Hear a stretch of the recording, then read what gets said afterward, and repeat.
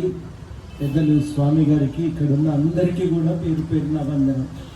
వయసులో మనకంటే చిన్నోడు కానీ ఆయనకు మనం నివాళులర్పించవలసిన దుస్థితి రావటం చాలా బాధాకరమే, అందరికీ కూడా బాధాకరమే. బతికి ఉండవలసిన వాడు కూడా తాను అనాథ అయినప్పటికీ అనాథలను ఆదుకోవటానికి తన కష్టం నుంచి ప్రతి నెల కొంత ఖర్చు వాళ్ళ కోసం దాచిపెట్టి ఖర్చు పెట్టినటువంటి త్యాగధనుడు. చాలా నిజాయితీగా జీవించాడు. చాలా నిజాయితీగా తాను తెలంగాణ కోసం సేవ చేయాలనుకుని వచ్చింది.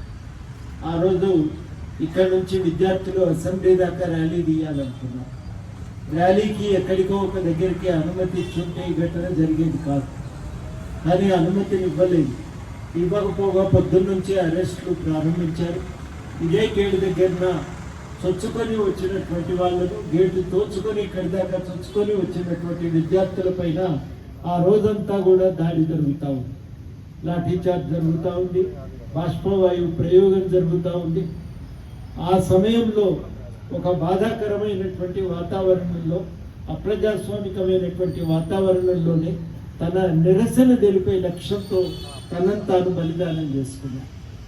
నిజంగా చాలా తెలంగాణ ఉద్యమంలో మనం పరిశీలించి చూస్తే ఈ త్యాగం అనితర సాధ్యమైనటువంటి త్యాగమే. తమ ప్రాణాలని త్యాగం చేసి తిరిగి రాని లోకాలకు వెళ్ళిపోయారు వాళ్ళంతా. అటువంటి త్యాగదనులను మనం మర్చిపోకూడదు, తప్పకుండా స్మరించుకోవాలి, గుర్తుపెట్టుకోవాలి. మీరు అడిగిన విధంగా ఆ డిమాండ్ల సాధన కోసం ప్రయత్నం చేస్తాను. రాజన్న గారితో నేను ఇప్పటి నుంచి రోజు మనం ఈ విషయం మీద వెంటబడితే తప్ప కావు. ఎందుకంటే గవర్నమెంట్లో మంత్రి గారికి 1000 పనులు ఉంటాయి. ఆయన ఉత్తరం రాస్తారు, అయిపోయింది అనుకుంటాడు. అక్కడి నుంచి ఇంకో దగ్గరికి పోతుంది, ఆ ఉత్తరం ఆగిపోతుంది. ఆగిపోయినాక కదిలించే పని మనమే చేయాలి, వాళ్ళతో కాదని. వాళ్ళు రోజు 1000 పనులు ఉంటాయి కాబట్టి కావు. మనం వెంటబడి ఆ ఫైలును కదిలించుకుంటూ పోతే అది సాధ్యమవుతుంది. ఆ పని సీరియస్గా తీసుకొని చేద్దామని ఈ సందర్భంగా మీ అందరికీ కూడా నేను హామీ ఇస్తున్నా. నా వంతు బాధ్యత నేను కూడా సీరియస్గా తీసుకుంటాను.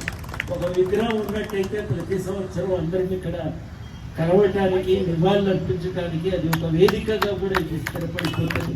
ఆ ప్రయత్నానికి నేను పూర్తి సహకారం అందిస్తానని హామీ ఇస్తూ, సిరిపురం యాదయ్య చేసిన త్యాగం నిలబడే విధంగా ఆయన నడిచిన బాటలో మనం సాగి ఆయన ఆశయ సాధన కోసం కూడా పూనుకోవాలని సందర్భంగా అందరికీ విజ్ఞప్తి చేస్తూ, ఇవాళ ఈ బాధాకరమైన సందర్భంలో మరొకసారి సిరిపురం యాదయ్యకు నివాళులు అర్పిస్తూ సెలవు.